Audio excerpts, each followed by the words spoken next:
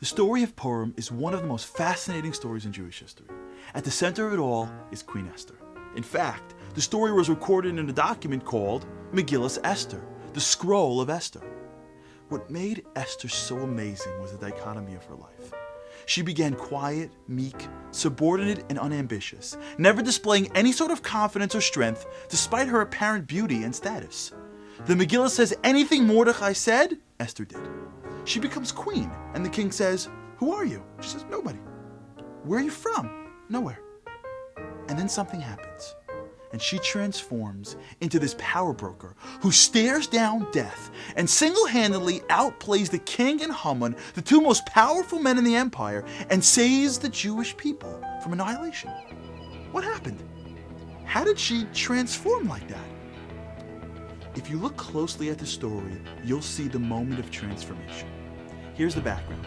King Ahasuerus, the ruler of most of the civilized world, has an evil minister named Haman, who rises through the ranks and attains the ultimate power, the king's signet ring. Now, he has the ability to do anything and create any law he wants. And being a super anti-Semite, he uses his new legislative power to create a decree to destroy the Jews. The Jews find out and freak out, appropriately so. Mordechai, their leader, starts to rally the troops, fasting, repenting, protesting, and crying, trying everything in their power to cancel the decree. Mordechai calls Queen Esther, his niece, and says, "You gotta help out. You gotta get into the king's chamber and tell him to stop the decree. He doesn't realize what Haman's doing." Esther says, "Go into the king's chamber? You know that going into the king's chamber uninvited is punishable by death. I can't just go in. I'm Esther, for God's sakes." And Mordechai says something to her that turns her into the heroine she will be remembered forever. He says, "Esther, ki macharesh tacharishi va'es hazos." If you keep quiet now during this crisis, revach v'hatzala ya'amod la'yehudim b'makom acher. Don't worry. If we're meant to be saved, we'll be saved from someplace else.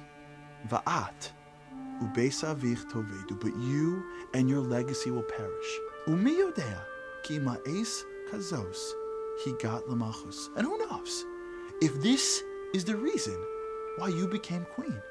He said, "Esther, maybe you became queen not because you're so beautiful or well-connected, but for this moment, to step up and save the day. Maybe God specifically gave you all that you have and put you into this circumstance, not for your own personal glory or safety, but to be his emissary for good, to help, to make a difference, to change the world. But if you can't see past yourself, if you can't help now, then maybe your purpose was for nothing." And it clicks. She says, "All right, go gather the Jews, start fasting, start rocking, everybody get going, I'm doing this." And she walks in and pulls a performance of a lifetime, saves the Jews, and her bravery lives on in posterity. What an amazing concept. Mordechai teaches Esther one of the most fundamental messages in Judaism. Everyone has a role in God's grand master plan. We each have a unique role to play in this world, to do a job or complete a task that only we can do. And if we look at our lives, our family and friends, our past and present, our strengths and weaknesses, as just tools that God gave us to fulfill our role in the world for the greater good, everything changes. When disaster strikes, or when we see something or someone that we can help, even if it's hard for us, we realize that maybe that's why we're in this world, to follow that truth, to make that decision, to help that person to step it up now.